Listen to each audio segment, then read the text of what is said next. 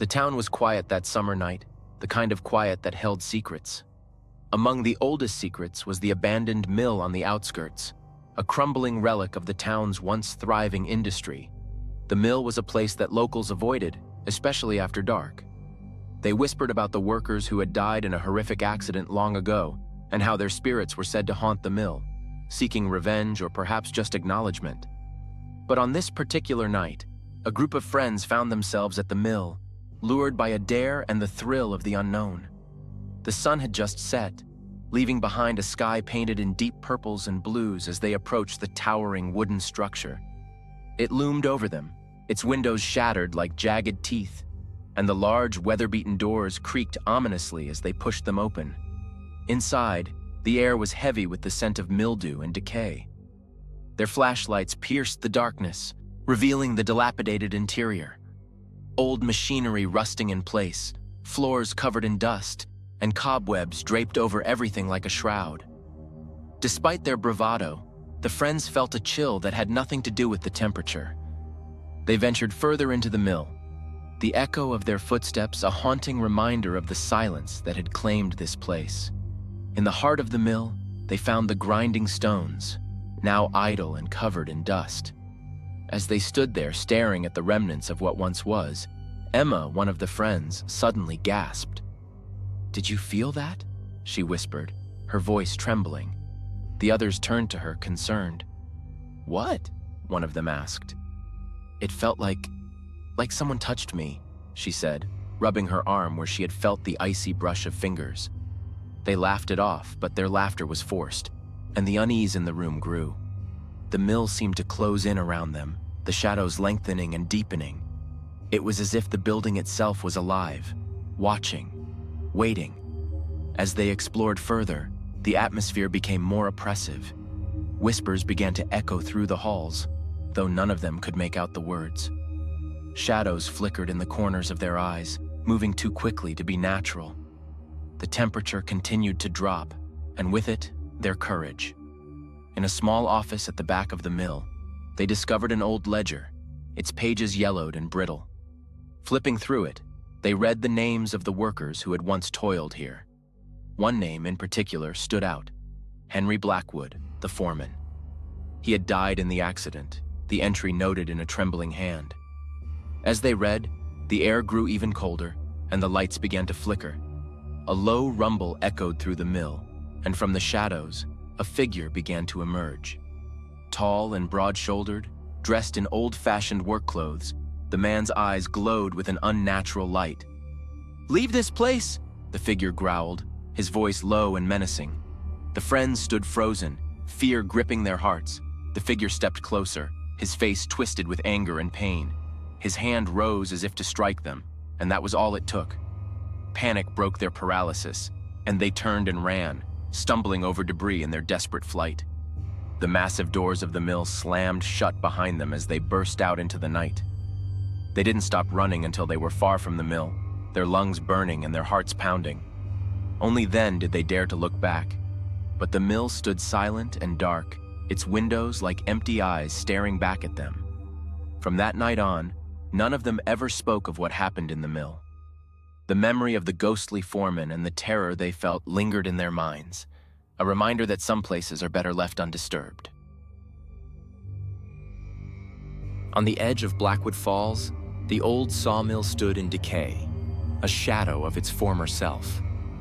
Once a vital part of the town's economy, it had long been abandoned, left to rot as the town's fortunes declined. The sawmill had a dark history, marked by the tragic deaths of several workers, the most infamous of whom was Tom Henderson. His gruesome end, decapitated by a malfunctioning saw, had spawned countless ghost stories, all claiming that the mill was haunted by his restless spirit. Sarah Daniels, a paranormal investigator known for her fearlessness, had heard the stories and decided to uncover the truth. Armed with her camera, audio recorder, and an unshakable resolve, she set out to spend the night in the sawmill. The locals had warned her, but Sarah was not one to be easily swayed by superstition. She arrived at the sawmill just as the last light of day faded. The building loomed before her, its silhouette stark against the twilight sky. As she stepped inside, the floorboards creaked under her weight, the sound echoing through the cavernous interior. The air was thick with the scent of dust and decay, and an eerie stillness hung over the place, as if it had been waiting for her. Sarah set up her equipment in the main room, where the saws once hummed with life. An old saw, now rusted and stained, sat in the center, its blade still sharp despite years of neglect. A shiver ran down her spine as she examined it, but she pushed her unease aside and focused on her work. Hours passed with nothing but the sound of the wind rattling the loose boards and the occasional drip of water from the leaky roof. Midnight came and went, and Sarah began to wonder if the stories were just that. Stories. But just as she was about to pack up, she heard it. Faint whispers, barely audible over the creaks and groans of the old building. She strained to listen, her pulse quickening. The whispers grew louder, more insistent, but she couldn't make out the words. She adjusted her audio recorder, hoping to capture the sound. Suddenly, the temperature dropped, and her camera began to flicker. The old saw in the center of the room, which had been still for decades, creaked into motion, its rusted blades turning slowly. Sarah's breath caught in her throat. She turned to face the saw, her heart pounding in her chest. Out of the corner of her eye, she saw a figure emerging from the shadows. It was a man, but something was horribly wrong. His head was missing, a dark, empty space where it should have been. The figure glided toward her, its hands outstretched as if reaching for her. Fear threatened to paralyze her, but she forced herself to remain calm. She lifted her camera, desperate to document the apparition, but the figure only seemed to come closer, its presence almost tangible in the cold air. "What do you want?" Sarah asked, her voice trembling. The whispers grew louder, almost overwhelming. "Free us," they pleaded, their tone full of anguish. The realization hit Sarah like a blow. These spirits were trapped, bound to the sawmill by some dark force. She had to do something. She remembered a cleansing ritual she had learned during her studies. Quickly, she drew a circle of salt around herself and began the incantation, her voice firm despite the terror clawing at her insides. The air grew thicker, the saw spinning faster as if resisting her efforts. But Sarah didn't stop. She recited the words with conviction, her focus solely on freeing the trapped souls. The figure reached the edge of the salt circle but couldn't cross it. With a final, desperate wail, the figure dissolved into mist, and the saw came to a screeching halt. The room fell silent, the oppressive atmosphere lifting as if a weight had been removed. Sarah stood there, shaking but victorious. She had done it. She had freed them. When she reviewed her footage later, the evidence was clear. The voices, the apparition, even the saw moving on its own. It was all there.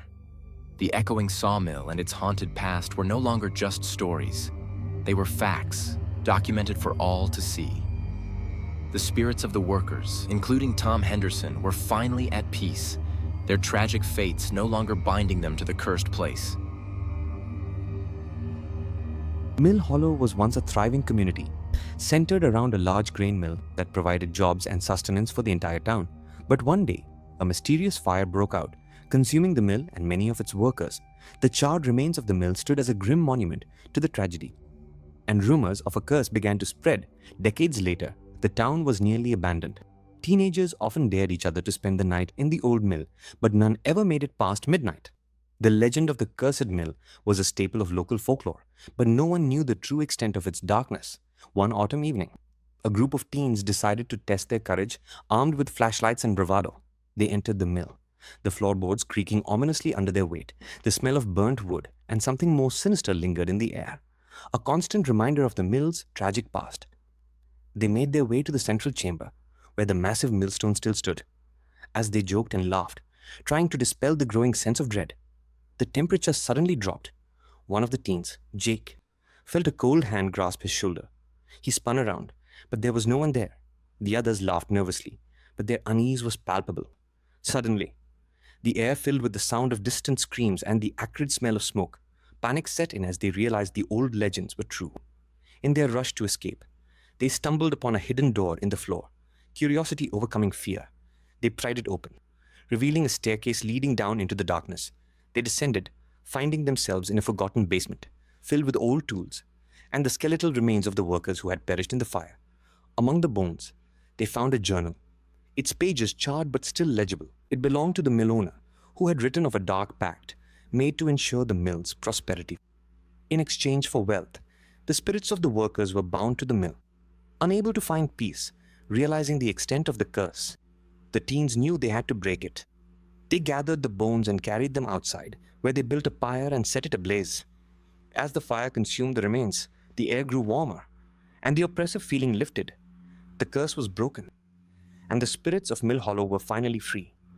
The teens left the mill, never to return, but the story of the cursed mill and the bravery of those who broke the curse became a new legend passed down through the generations.